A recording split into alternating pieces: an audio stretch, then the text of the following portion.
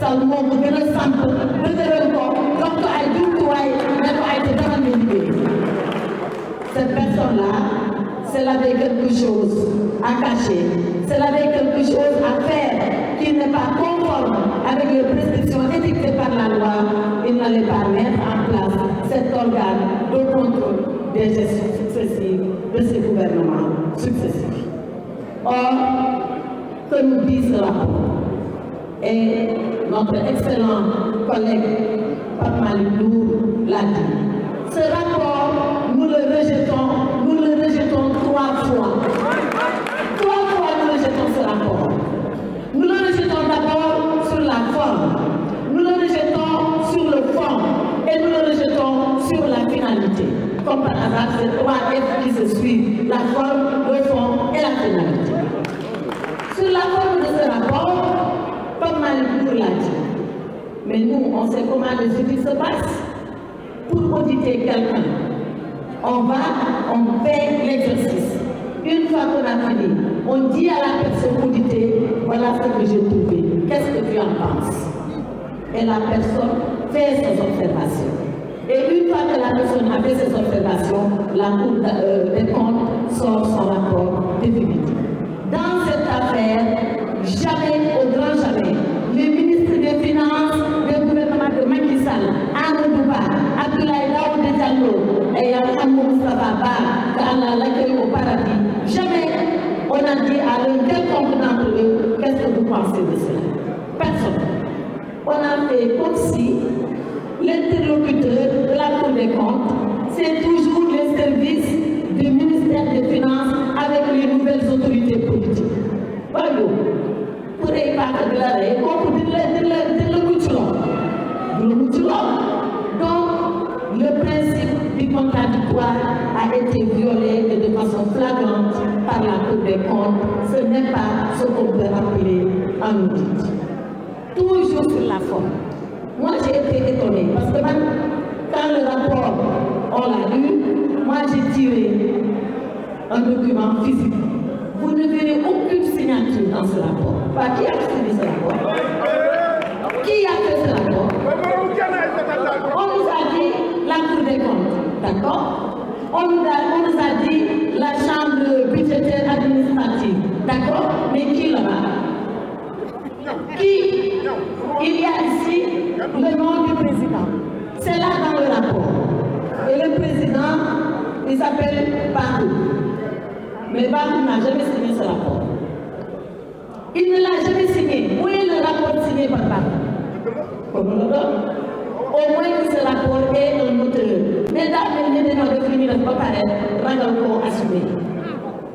Ragal ko assumé. Man de si boo xee dara dinaa ko signé. Ma xam ne lii man maa ko def lii moo tax ma def ko te ma signé ko ñëpp xam ne man donc sur la forme voilà les 2 lacunes et graves lacunes de ce rapport. On ne sait pas qui a fait ce rapport, on ne sait pas qui l'a signé, qui revendique la paternité de ce rapport, paternité juridique, je veux dire, et on n'a pas respecté le principe du contradictoire. Si c'est ça on nous dit, il y a meilleur et il y a mieux que cela. Mais ce n'est pas seulement ça. Je vous avais dit qu'on rejette ce rapport sur la forme et qu'on va le rejeter aussi sur le fond. Sur le fond, la chose pour moi la plus grave, mais vraiment la plus grave, c'est que la Cour des comptes, elle vient auditer la gestion ou les gestions de 2019 à 2024. Mais qu'est-ce qu'elle audite, la Cour des comptes? Qu'est-ce qu'elle fait? Elle le dit elle-même, c'est à la page 8 de son rapport. La Cour des comptes dit, excusez-moi, je vais sortir la page 8. La Cour des comptes dit, objectif de l'audit. Qu'est-ce qu'elle peut faire? Elle dit, l'objectif général de l'audit est de s'assurer que le rapport produit par le gouvernement rend compte fidèlement de la situation budgétaire et financière de l'État de 2019 à 2024. Mais la Cour des comptes, de 2019 à 2023, mais elle a vu la situation budgétaire et financière de l'État elle-même.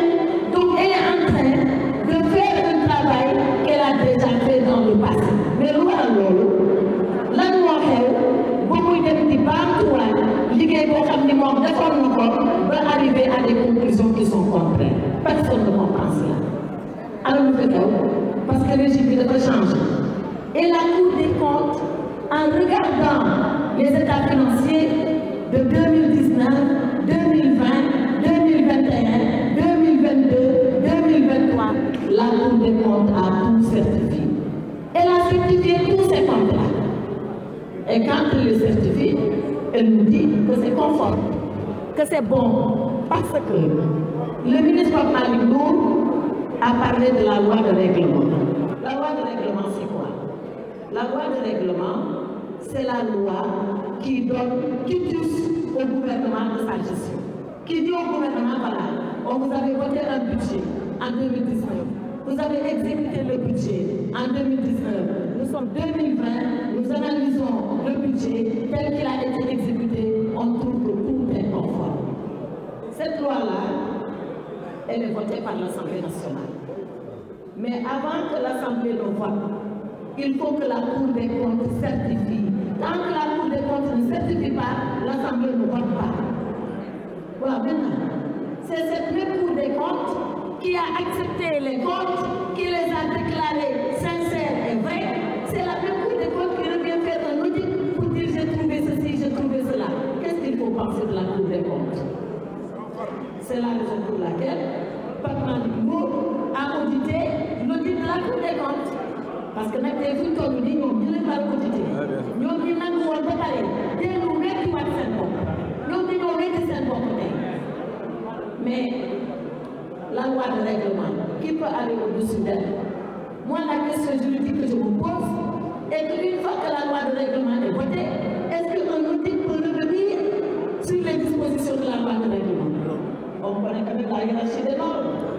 Une loi qui est votée xanaa ñu abrogé comme ñoom abrogé moo xaw nag lu ne ñu xam ne dañuy abrogé léegi est-ce que au Sénégal il faut abroger les lois de règlement amul dara mu ne nekk ci kaw loi de règlement te loi de règlement yëpp Cour des comptes certifié na leen assemblée voté na leen ba mu des la celle de 2022 qui devait déposer qui avait été déposée en 2023 kon boobu lan mooy wax ci lan mooy wax ci c'est quoi le problème?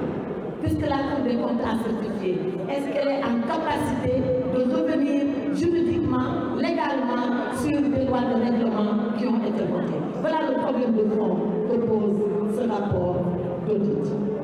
Mais il y a d'autres questions de fond également qui font que nous, on s'arrête à comment la Cour des comptes a procédé. Allez aux pages 25 et aux pages 26 du rapport. Parce que nous, comme Malick waxee ñun chaque fois bu ñuy wax dara dañ siy teg sa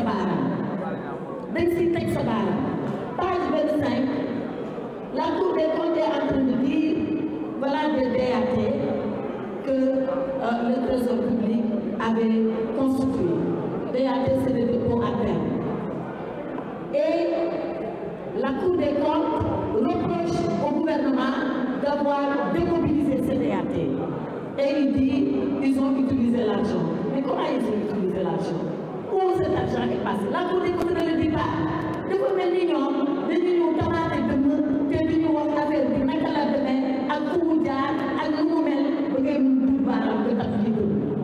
Mais ce n'est pas une façon de faire. Ce n'est pas une façon sérieuse de travailler. On a connu la Cour des comptes beaucoup plus rigoureuse que ce qui a été fait dans cette affaire.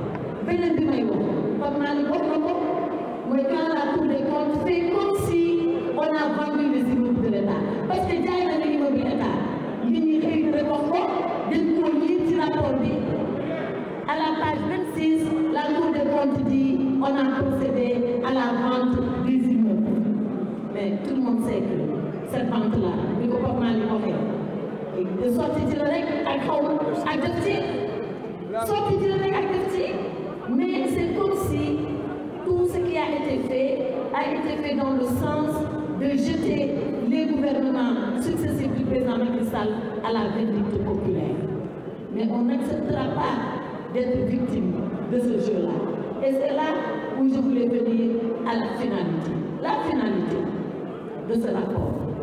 Boo ko xoolee ba nga xoolaat ko nga càmbar ko ba nga càmbaraat ko benn rek la mooy di jéem salir bilan président Macky Sall bilan boobu nag ñun ñu toog fii yëpp ñu ànd ak moom liggéey ko te suñu nangu mukk kuy salir bilan boobu duñ ko nangu ndax ñoom lu ñuy bañ ñoom dinañ ko gis te di xëy suba di gis bilan président Macky Sall di xëy suba di gis li président Macky Sall defoon di xëy suba di dugg ci BRT di xëy suba di dugg ci TER di xëy suba di jaar autoroute di xëy suba di dem aéroport di xëy suba di xëy suba di xëy suba loolu la ñu bañ loolu la yàlla dogal nag te kenn mënu ci dara moo tax ñu ne kon nag léegi foo laaj nga daj président Macky Sall ci Sénégal foo laaj nga daj ko léegi dañuy fexe nag ba loolu dañ ci looloo tax nag ils ont voulu profiter de ce contexte difficile parce que nag réew mi métti na de ku wax nag ak ku noppi xam nga ni réew mi métti na te it ñu ngay waajal ñun en tout cas ñu ngay waajal pour les musulmans ñu ngay waajal Ramadan te ku ne xam na période bu métti métti na te loolu yëpp ñu xam ne mu ngi jub si ñu ne nañ am lu ñu sànni nit ñi ñu jàpp ci di ko ŋawte ba ñun ñu may ñu jàpp c'est en fait ça la finalité de ce rapport et voilà pourquoi ce rapport sort maintenant voilà même pourquoi il sort l'avant-veille pour notre camarade l'honorable Farba Ngom et compagnie par le juge loolu yëpp ñun xam nañ ko xam nga problème bi lan la ñun xam nañ nguur xam nañ opposition ñoom bu dee xam nañ opposition ñu ngi soog a dégg bu nga xam nguur nañ jàng te noppi ndax jàng nag àndul ak ay wax àndul ak ay coow ndax coow li la finalité pour en revenir que dans ce contexte difficile ils ont mis le prétexte de sortir un texte aux allures de réquisitoire contre le régime de Macky Sall, mais le réquisitoire il va s'effondrer aussi rapidement que les accusations sont gratuites. C'est parce que l'accusation est gratuite que le réquisitoire va s'effondrer.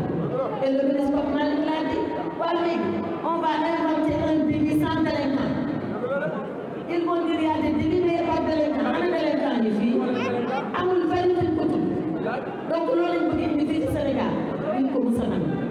Maintenant, quand même, ce rapport a fait des dégâts. Il a fait des dégâts et il a fait des victimes. Les victimes, donc, à nous faire beaucoup de victimes. Quand les victimes, la première victime, c'est la Cour des comptes. Cour des comptes, vous savez, avec une catégorie, avec une confonction, avec une normale.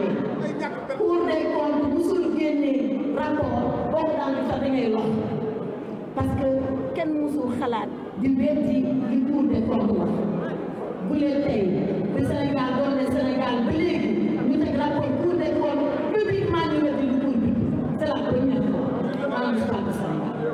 Donc avec ce rapport la Cour des comptes s'est tiré une véritable balle dans le pied. Jamais war woon def la deuxième victime c'est l'État du Sénégal, pauvre État du Sénégal,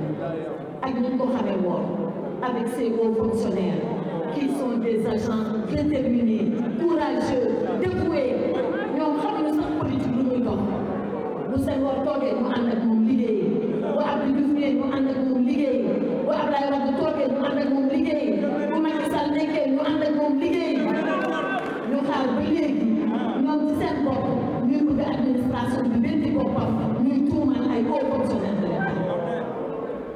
Ça, l'État va en payer le prix. Et il a commencé, maa ngi leen déglu sax ñu naan oui on a dit qu'on a dégradé la langue du Sénégal. Ah kay on l'a dégradé moom la léegi ñu naan waa FMI bu ñu ñëwee ba kii wu juin bi bu ñu demee waxtaan ak ñoom mais Ali Kalla bi ñoom la. coow bi ñoom ñoo ko indi te ñëpp wax nañ ko xaalis daa bëgg coow te kii xaalisu alalu état la bu fekkoon ni sax am na lu fa xew bu fekkoon ni sax am na lu fa ñuul gouvernement bu responsable balaa wax day def ba pare réglé ba pare defar ba pare génn nag ne man de fekkoon naa nangam ak nangam mais defaraat naa ko noonu lay gouvernement sérieux crédible noonu lay doxalee mais pas nii génn yuuxu man damaa defoon ni rapport bi bu génne rek asamaan si dina mbàgg ci kaw suuf si tellement que ñu ko doon wax ay bii rapport ana mu zéro la mortalité que j'ai une petite fille c'est ça qui se passe donc l'État va être victime à un certain sens. La troisième victime qui est même la première victime c'est le peuple sénégalais, pauvre peuple sénégalais, un peuple si digne, un peuple si courageux, un peuple qui s'est levé le matin du 24 mars, qui a dit moi, peuple du Sénégal, j'ai décidé de confier mon sort à ce régime. Et voilà, après 10 mois, où nous en sommes. 10 mois, voilà où nous en sommes. Et je ne souhaite pas, je souhaite qu'il rectifie pendant qu'il est encore temps de pouvoir rectifier. Mais il fait nous nerver. Et on ne sait pas où est-ce qu'on va aller avec ça. Et quand je pense au peuple sénégalais, il y a une image qui me vient à l'esprit, monsieur le Premier ministre. Monsieur le Premier ministre, il y a un écrivain qui s'appelle Samuel Beckett, qui est un Irlandais et qui a écrit une œuvre reconnue mondialement comme étant une grande œuvre. Ce livre-là s'appelle En attendant Godot. En attendant Godot. Waaw kuy Godot mooy koo xam ni dañ ko doon xaar ko mu defar lépp xaar ko ci lépp laaj yaakaar ko ci lu ne ñu toog di xaar Godot ñu toog di xaar Godot ñu toog di xaar Godot ba tey Godot dikkul Godot defarul Godot waxul donc ce gouvernement-là c'est en attendant Godot. C'est en attendant Godot. Le gouvernement en attendant Godot nag